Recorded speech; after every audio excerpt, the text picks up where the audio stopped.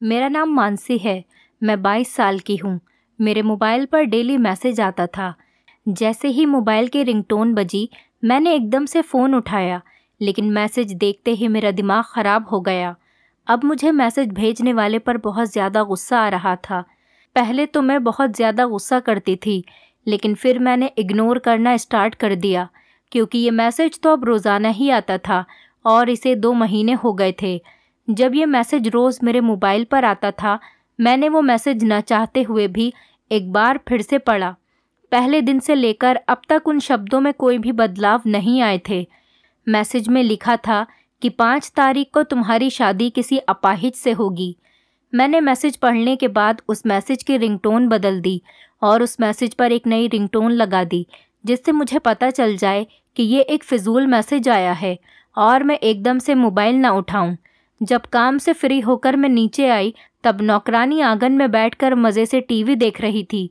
वो मुझे देखकर एकदम से सीधी हो गई और उसने टीवी बंद कर दिया और काम करने लगी।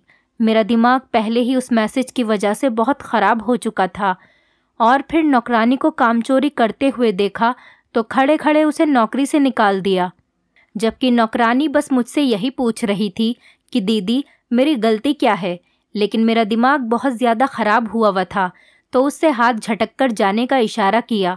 वो रोती हुई वहाँ से चली तो गई, मगर उसके हिलते होंठ और उसकी आंखों में आंसू मेरी नज़रों में रह गए और मैं खूब समझती थी कि वो मुझे कोई बद्दुआ ही दे रही होगी।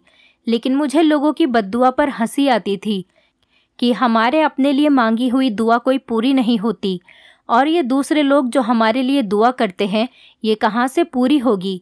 सच बात तो ये थी कि मुझे इन बद्दुआओं पर यकीन ही नहीं था। लेकिन जब नौकरानी को मैंने बद्दुआ करते हुए देखा, तो मेरे दिल में जो उसे जॉब से निकालने की जो भी परेशानी और एहसास था, वो मेरे दिल से निकल गया। फिर मुझे लगा कि मैंने सही किया, क्योंकि इतने टाइम तक मैंने एक अच्छी सैलरी के साथ उसे रखा था। अब मैंने उसे नौकरी से निकाला तो मुझे बद्दुआ देने लगी। उसके जाने के बाद मैं भी घर से निकल गई। मेरा दिल बहुत भारी हो रहा था और दिमाग पर पता नहीं कौन सी परेशानी थी। मेरी समझ में बात नहीं आ रही थी। रास्ते में भी मेरा दिमाग बार बार भटक रहा था और इसकी वजह से मैंने अपने पीछे गाड़ी आते हुए नहीं देखा और झटके से उसे टक्कर लगा दी। मैंने जैसे ही ब्रेक लगाए, वो सड़क के किनारे जाकर गिरा और वहाँ काफ़ी लोग एक साथ जमा हो गए। मेरे हाथ पैर ठंडे हो रहे थे, क्योंकि बैठे बिठाए मैंने बेकार में ही एक मुसीबत अपने सर डाल ली थी। अब इस परेशानी को भुगतने के लिए मैं बाहर निकली तो अच्छा ये था कि उसको ज़्यादा चोटें नहीं आई थी, बस कुछ खरोच और रगड़े ही थे। मैंने किसी के भी बोलने से पहले अपना पर्स खोला और उसमें जितने भी पैसे थे वो सब निकाल कर उस आदमी को दे दिए, मगर वो भी कोई ईमानदार ही मालूम हो रहा था। मेरे पैसे मेरे हाथ पर रखते हुए बोला, मैडम बस करो, अगर तुम इतनी ही अमीर हो कि जान के बदले पैसे दोगी तो यहाँ जितने एक्सीडेंट होते हैं सबकी भरपाई करो। मैंने भी कहा कि मैं पैसे दे रही हूँ और अपनी गलती भी मान रही हूँ, तो इससे ज़्यादा तुम क्या चाहते हो। लेकिन वो भी मुझसे ज़्यादा गुस्से में बोला, मैंने पैसे नहीं मांगे, पहले ढंग से गाड़ी चलाना सीखो। तुम अमीरों के पता नहीं दिमाग कहाँ पर होते हैं। बस माफ़ी मांगो और कुछ नहीं चाहिए। मेरा दिमाग और ज़्यादा ख़राब हो गया, लेकिन मेरा उससे माफ़ी मांगने का बिल्कुल भी इरादा नहीं था। लेकिन इधर आधर के लोगों की वजह से और दबाव में आकर मैंने उससे माफ़ी मांग ही ली। माफ़ी मांगने के बाद मैंने वो पैसे दोबारा उस आदमी को देने के लिए आगे बढ़ाए, तो वो लिए बगैर वहाँ से चला गया। मुझे बहुत ज़्यादा गुस्सा आया, लेकिन उसे बर्दाश्त करते हुए मैं गाड़ी में आकर बैठ गई और सोचने लगी कि पता नहीं ये छोटे लोग खुद को क्या समझते हैं। अगर यही पैसे मैं किसी भीड़ के बिना उस आदमी को देती तो वो एकदम से ले लेता। अभी यहाँ पर लोगों की भीड़ थी, इसीलिए नहीं लिए होंगे। ये सोचकर मैंने गाड़ी की स्पीड बढ़ा दी और उस आदमी के पास पहुंचकर कहा कि लो ये पैसे ले लो, यहाँ पर कोई भी नहीं है। अब पहले तो वो खड़ा होकर कुछ देर सोचता रहा, फिर धीरे से हाथ बढ़ाकर उसने वो पैसे मुझसे लिए तो मेरे चेहरे पर मुस्कुराहट आ गई। लेकिन अगले ही पल वो मुस्कुराहट हैरत में बदल गई जब उस आदमी ने वो पैसे लिए बिना अपने पास बैठे फ़कीर की गोद में डाल दिए और वहाँ से अपनी गाड़ी को उड़ाता हुआ ले गया। मैं पीछे सोच में बैठी की बैठी रह गई और वहाँ से वापस गाड़ी अपने घर ले आई। मुझे यकीन हो चुका था कि आज का दिन ही मेरे लिए मनहूस है। तभी मैंने कल तक बाहर निकलने से माफ़ी मांग ली और घर में ही रहने का सोचा। तो बेहतर यही है, क्या पता कहाँ से कौन सी मुसीबत आकर मेरे गले पड़ जाए। घर आई तो मम्मी तैयार खड़ी थी, शायद वो कहीं जाने वाली थी। वो बार बार घर की नौकरानी को आवाज़ें दे रही थी। जब मैंने उन्हें बताया कि मैं उसे आज सुबह ही काम से निकाल चुकी हूँ, उन्होंने इस पर हैरान होकर पूछा कि बेटा तुमने उसे क्यों निकाला है। तो मैंने कहा कि बस वो सही से काम नहीं करती थी। तो उन्होंने कहा कि अगर उसने कोई बद्दुआ दे दी तो। मम्मी एकदम से परेशान हो गईं। तो मैंने एक नज़र उन पर डाली और पूछा कि आपको कोई फ़र्क पड़ता है बद्दुआ से। मैं जानती थी कि मेरे ये शब्द उनको चुप करवाने के लिए काफ़ी है, और ऐसा ही हुआ। उनके चेहरे की रंगत पल भर में बदल गई। वो जो किसी भी पार्टी में जा रही थी, चुपचाप अपने कमरे में चली गईं, जिससे साफ साफ पता चल रहा था कि वो अब बाहर नहीं जाएंगी। मगर मुझे फ़र्क नहीं पड़ता था। मैं अपने ख़राब मूड में हर किसी का दिल दुखा देती थी, और इस बात का जब तक एहसास होता था तब तक बहुत देर हो जाती थी। अब भी मुझे ख़ास फ़र्क नहीं पड़ा और मैं अपने कमरे में बंद हो गई और साथ ही फुल वॉल्यूम के साथ म्यूज़िक चला दिया और बिस्तर पर जाकर उल्टी लेट गई। कुछ देर सुस्ती से लेटी रही, फिर मोबाइल उठाकर इनबॉक्स खोला तो सामने ही वो मैसेज पड़ा था। मैंने कभी भी उस बंदे को वापस रिप्लाई नहीं करा, लेकिन उस वक्त मैंने पता नहीं क्या सोचकर टाइप करना शुरू कर दिया कि आखिर हो कौन तुम और क्या चाहते हो मुझसे। मैसेज भेजकर मैंने जैसे ही मोबाइल रखा वैसे ही फ़ौरन रिंगटोन बज गई, जो सिर्फ उसके नोटिफिकेशन पर लगाई थी। मैसेज खोला तो लिखा था कि ये तुम्हारी गलत फहमी है कि तुम सबको पैसों से ख़रीद सकती हो।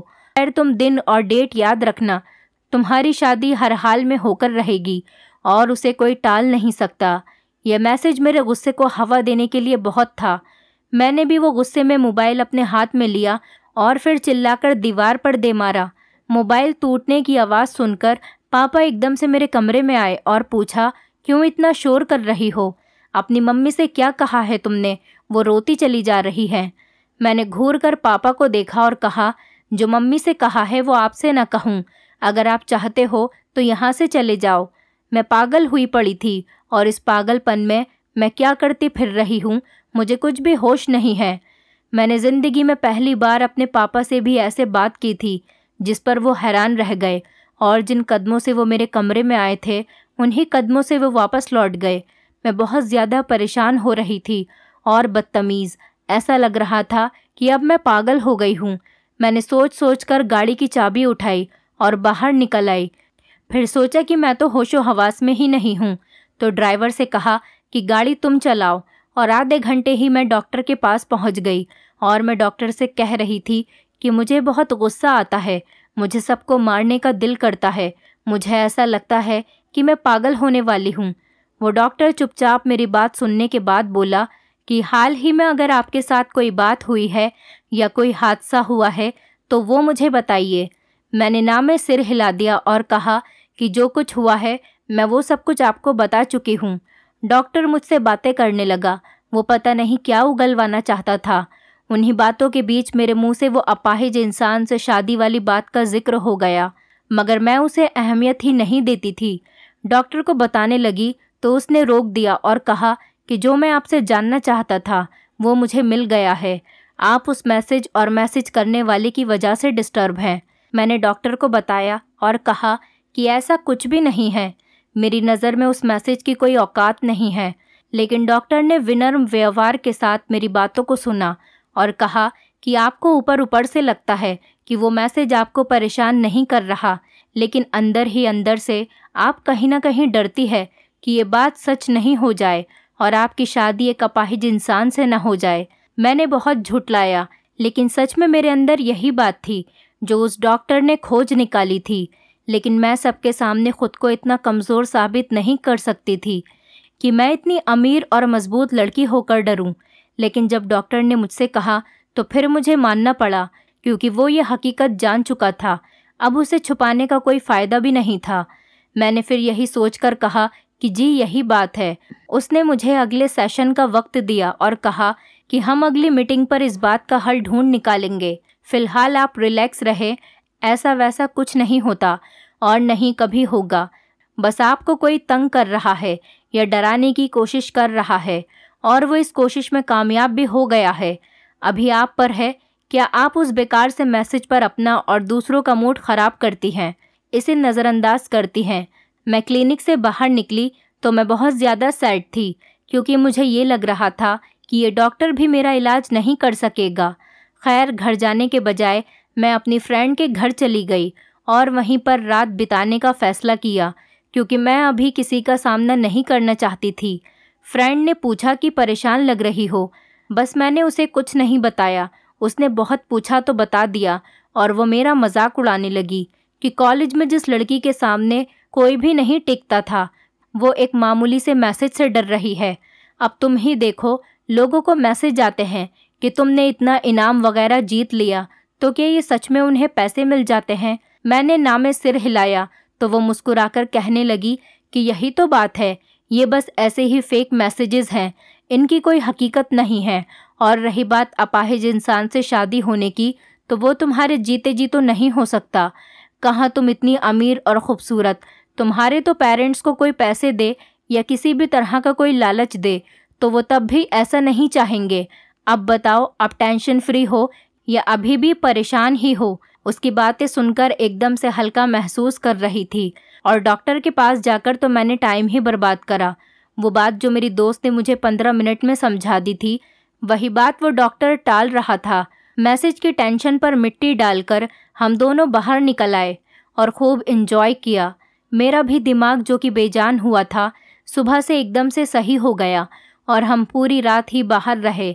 सुबह जब थोड़ी अकल आई कि मम्मी पापा को नाराज़ कर दिया, तो उनके लिए मैं एक बुके और केक लेकर घर गई।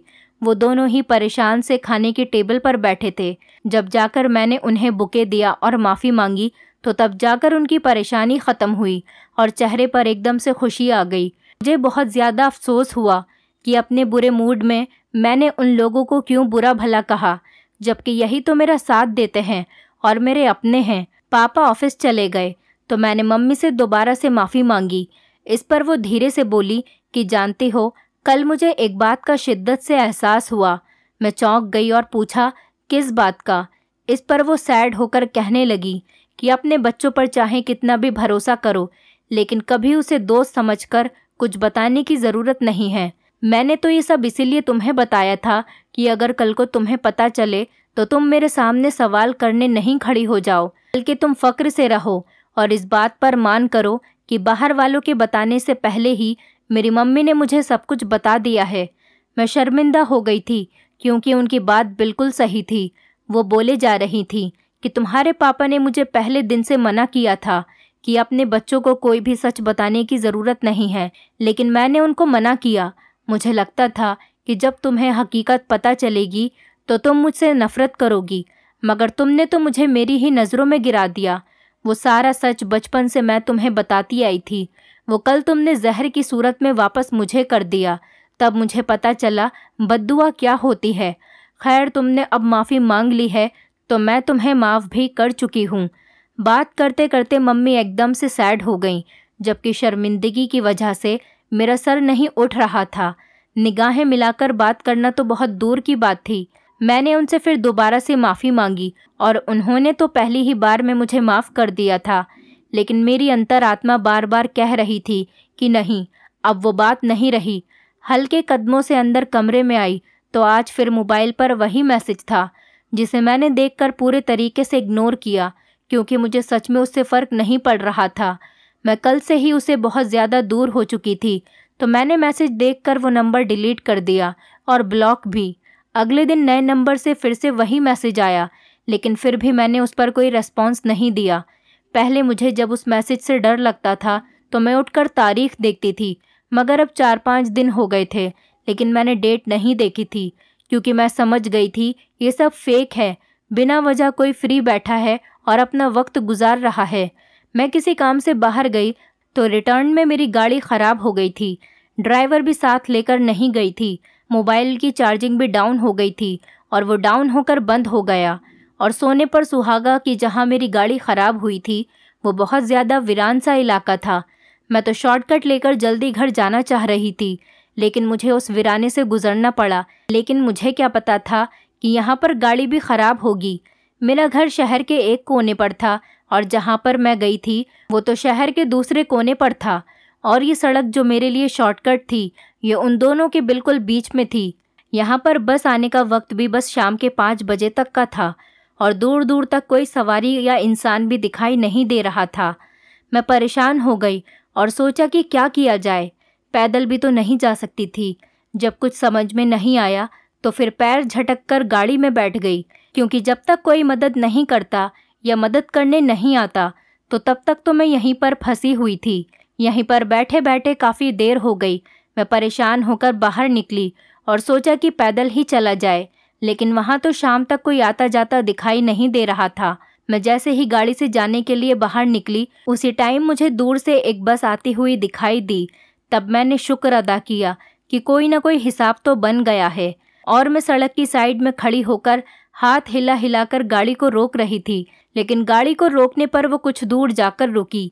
पहले तो मुझे लगा कि ये नहीं रुकने वाली, लेकिन जब कुछ रुक गई तो मुझे तसल्ली हुई और फिर मैंने ड्राइवर से लिफ्ट मांगी तो उसने मुझे एकदम बैठ जाने को बोला। मैं जल्दी से पीछे जाकर बैठ गई। गाड़ी चल पड़ी। जब मैंने बैठकर सांस लेकर यात्रियों को देखा तो मुझे तो बहुत हैरत हो गई थी, क्योंकि उस गाड़ी में कुल 10 यात्री थे और 10 के 10 अपाहिज थे। उन्हें देखकर मेरा दिल एकदम से घबराने लगा और मुझे वो मैसेज जो मेरे फ़ोन पर आता था एकदम याद आ गया। मैं दिल ही दिल में सोचने लगी कि कहीं वो मैसेज हकीकत न बन जाए, क्योंकि जिस तरह मेरा सामना 10 अपाहिज से हो गया था अब तो कुछ भी मुमकिन था। मैं भगवान से प्रार्थना करने लगी और दिल से यही प्रार्थना कर रही थी कि मैं यहाँ से निकल जाऊँ।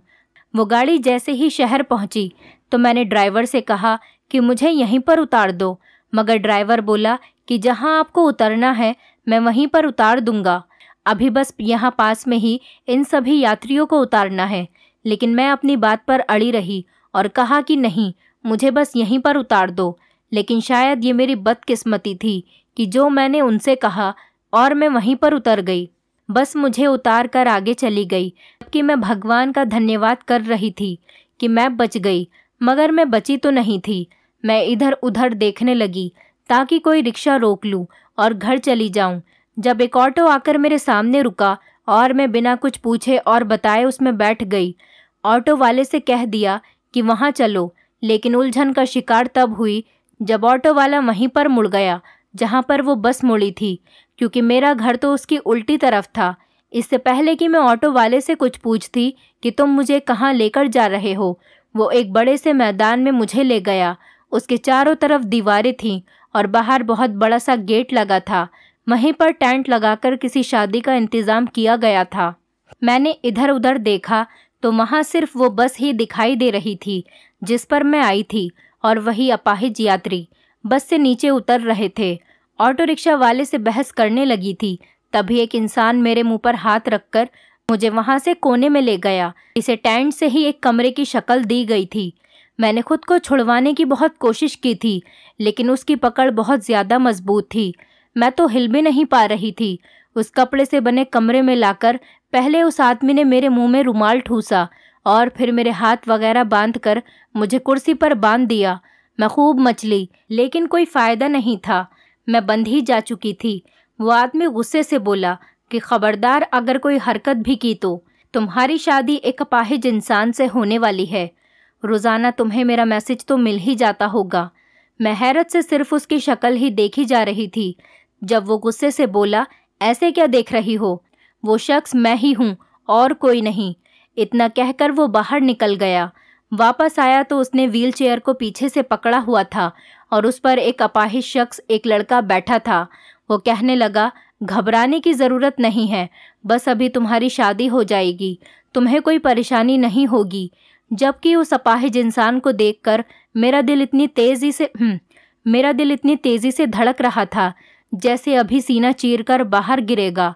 ऊपर से वो दूसरे लड़के की बातें, जो बिल्कुल जंगली की तरह मेरे साथ व्यवहार कर रहा था। उसने मुझसे कहा कि अगर तुमने अभी शादी नहीं की तो भगवान की कसम मैं तुम्हें अभी जान से मार दूंगा। मैं बहुत डर गई थी, क्योंकि वो इतना ख़तरनाक लग रहा था जैसे कुछ भी कट जाएगा। जब पंडित ने मंत्र पढ़ा और 7 फेरे दिलवाए तो मैंने फ़ौरन ले लिए, क्योंकि मैं सोच चुकी थी कि मैं एक बार यहाँ से बचकर चली जाऊं तो फिर देखना कि मैं अपने अपाहिज पति से डाइवोर्स लेकर उसका नामो निशान मिटा दूंगी। कुछ ही पल में मेरी शादी एक अपाहिज इंसान से हो चुकी थी और मैं बेबसी से चाहकर भी कुछ नहीं कर सकी। इधर उधर से लोग शुभकामनाएं दे रहे थे, एक दूसरे को पता नहीं कौन सी खुशियां मना रहे थे। कुछ ही देर में खाना भी चालू हो चुका था और लोग वहां पर व्यस्त हो गए। उस लड़के ने फिर आखिर में मेरे मुंह से रुमाल निकाल दिया और जैसे ही रुमाल निकाला मैं चीख कर बोली कि कौन हो तुम और क्यों मेरे साथ तुमने ऐसा किया? मैंने बिगाड़ा क्या था तुम्हारा? इस बात पर वो एकदम मुस्कुराया और कहा, तुमने नहीं, तुम्हारी माँ ने। कहते हैं ना, औलाद का गम माँ बाप को देखना पड़ता है और माता पिता के गुनाहों की सज़ा औलाद को भुगतनी पड़ती है। बस तुम भी यही समझो। उसने मुझे खोल दिया और कहा कि जाओ अपनी माँ से पूछो। मैं बहुत हैरान हुई और मैंने उससे कहा कि मैं अपनी मम्मी से क्या पूछूं? उसने कहा कि जाकर पूछोगी तो पता चल जाएगा कि सच क्या है और क्यों तुम्हें उठाकर लाया हूँ।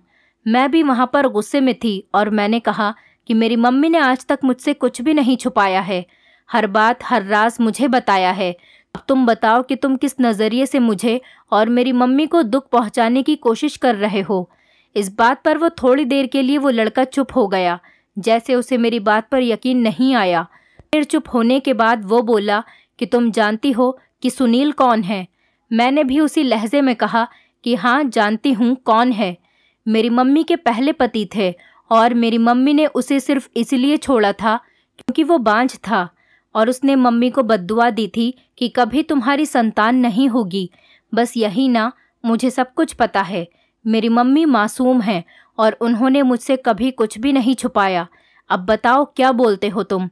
मेरी बात पर कुछ देर तक तो वो चुपचाप खड़ा रहा, फिर एकदम से ज़ोर ज़ोर से हंसा और कहने लगा कि जानता हूँ तुम्हारी माँ कितनी मासूम और सीधी औरत है। अपनी नज़रों के सामने ही उसे देखा था। हाँ जाओ, जाकर अपनी माँ से हकीकत पूछो। अगर वो बता दे तो ठीक है, वरना तो चली आना, सबूत के साथ हकीकत भी दिखा दूंगा। मैं जहाँ बात करके एकदम नॉर्मल हो गई थी, इस बात पर चौंक गई और मेरा दिल बिल्कुल भी यकीन करने को नहीं कर रहा था कि मैं उसकी बात पर यकीन करूं, लेकिन वो शब्दों से मुझसे कह रहा था। ना चाहने के बावजूद भी उसे झुठलाने लगी थी। मैंने पहले 2-4 कदम उठाए, उसने भी मुझे आज़ाद छोड़ दिया था। मेरी भी शादी हो चुकी थी, अब बाकी क्या बचा था। लेकिन फिर सोचा जितना मम्मी से जाकर पूछना है इससे पूछ ही लूँ, फिर बाद में अपनी मम्मी से पूछूंगी, फिर देखूंगी कि वो कहाँ गलत थी। मैंने उस लड़के से कहा कि तुम मुझे पूरी हकीकत बताओ, मैं अपनी मम्मी से बाद में पूछूंगी। मेरी बात पर उसने सिर हिला दिया, जैसे वो बताने के लिए तैयार था। उसने एक फ़ोटो निकाल कर अपनी जेब से मेरे सामने करी, जिसमें बहुत ज़्यादा खूबसूरत लड़का बैठा था। मुझे फ़ोटो निकाल कर बोला कि ये था सुनील। मैंने चौंक कर पूछा, क्या मतलब था? अब नहीं है क्या? लड़का बहुत ज़्यादा सैड लग रहा था और उसने कहा कि हाँ अब नहीं है, लेकिन मैंने कंधे उचका दिया। मुझे क्या पड़ा वो था या नहीं था। ये इंसान मेरे पिता हैं। दूसरा झटका मुझे इसकी उस बात पर लगा, लेकिन वो लगातार बोले जा रहा था और मुझे उसकी बात सुननी पड़ी। मेरे पापा ने पहली शादी मेरी मम्मी के साथ की थी कि मेरी मम्मी से बहुत मोहब्बत थी मेरे पापा को, लेकिन मेरे पापा तुम्हारी मम्मी के प्यार में पहले से ही पड़े हुए थे और उनके घर वालों ने उनकी शादी नहीं करवाई, तो मजबूरन उन्होंने मेरी माँ से शादी कर ली। फिर मैं जब तक पैदा हुआ तब तक पापा मम्मी से अलग हो चुके और तुम्हारी मम्मी अपने घर से भाग गईं और उन दोनों की शादी हो गई। लेकिन शादी के 2 हफ्ते बाद ही पापा का एक बहुत बड़ा एक्सीडेंट हुआ, जिस पर पापा अपनी दोनों टांगें खो बैठे। यह हमारे लिए तो अपनाने वाली बात थी, लेकिन तुम्हारी मम्मी के लिए नहीं थी।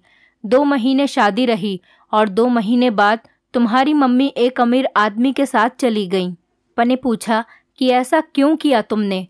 तुम तो मुझसे मोहब्बत करती थी। तो जब इस बात का जवाब तुम्हारी मम्मी ने दिया तो मैं भी वहीं पर खड़ा था।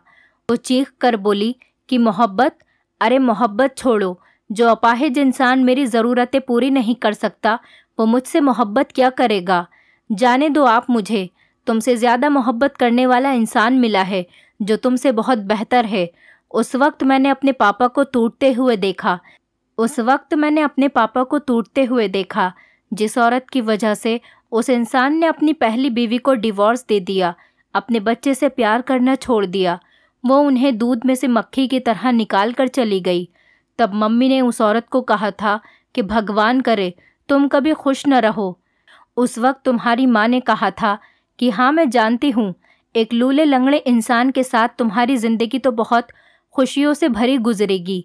उस वक्त मैंने ये तय किया था कि अगर उस औरत की संतान होगी, चाहे वो बेटी हो या बेटा, मैं उसकी शादी किसी अपाहिज से ही करूँगा। और देखो आज मैंने किया हुआ वादा पूरा किया। मेरी बहन, तुम्हारी शादी एक अपाहिज लड़के से हुई है, और सबसे बड़ी बात कि तुम्हारे बाराती भी अपाहिज थे। इस बात पर मैं बहुत हैरान थी, मुझे बोलने तक की हिम्मत नहीं हो रही थी। वो इंसान जो खुद को मेरा भाई कह रहा था, मुझे अपनी गाड़ी पर घर छोड़कर गया, क्योंकि वो आज हमसे भी ज़्यादा अमीर हो चुका था। मैंने अपनी मम्मी से जब ये सब कुछ पूछा तो वो चुप हो गई और कोई जवाब नहीं दे सकी। वो बार बार यही बातें कही जा रही थी कि मैं एक दिन के अंदर अंदर तुम्हें डिवोर्स दिलवा दूंगी, लेकिन जब मैं उनसे ये बात पूछती तो वो चुप हो जाती, जिसका मतलब था जो कुछ मुझे बचपन से बताया गया है वो सब कुछ झूठ था, फरेब था और खेला हुआ खेल था। मैं उस घर से निकल आई हूँ, लेकिन जाने से पहले मैं अपनी मम्मी को ये बताना नहीं भूली कि उस लूले लंगड़े इंसान से मैं कभी डिवोर्स नहीं लूँगी। आप बेशक अपनी मोहब्बत के बावजूद भी किसी इंसान को छोड़ सकती हो, लेकिन वो मेरा पति है जिसे मैं किसी कीमत पर नहीं छोड़ूंगी। और जब हर रोज़ तुम्हें मेरे बारे में सोचकर दुख मिलेगा तो मुझे सुकून मिलेगा। आज मैं अपने अपाहिज पति के साथ एक छोटे से घर में रहती हूँ। बाहर के सारे काम मैं ही निपटाती हूँ और हम एक बहुत हंसी खुशी की ज़िंदगी गुजार रहे हैं, जिसमें बेशक मोहब्बत नहीं है लेकिन इज्जत है। दोस्तों, उम्मीद करती हूँ आपको हमारी कहानी पसंद आई होगी। कहानी पसंद आई है तो वीडियो को लाइक करें, चैनल पर नए हैं तो चैनल को सब्सक्राइब करें और हाँ, नोटिफिकेशन बेल को ज़रूर दबाएं ताकि अगली अपडेट सबसे पहले आपको मिले।